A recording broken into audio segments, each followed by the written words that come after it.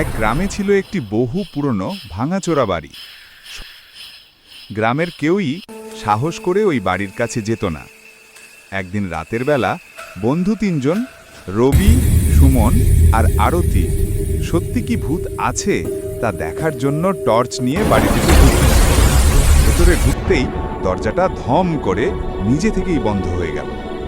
হাওয়া বইতে লাগলো, জানালা কাঁপতে লাগলো, আর দূর থেকে ভেসে এলো কারো গোঙানির শব্দ। কে এলে আমার বাড়িতে? তিনজন ভয়ে একসাথে জড়সড় হয়ে দাঁড়িয়ে গেল। হঠাৎ এক কোণে তারা দেখল সাদা পোশাকে লম্বা ছায়া দুলছে। ছায়াটা ধীরে ধীরে তাদের দিকে এগোচ্ছে। তারা টর্চ জ্বালাতেই দেখা গেল ওটা ভূত নয়, এক বুড়ো গ্রামের মানুষ, যিনি বাড়িটাকে পাহারা দিতেন। রাতে কেউ ঢুকলে তিনি ভয় দেখিয়ে বের করে দিতেন।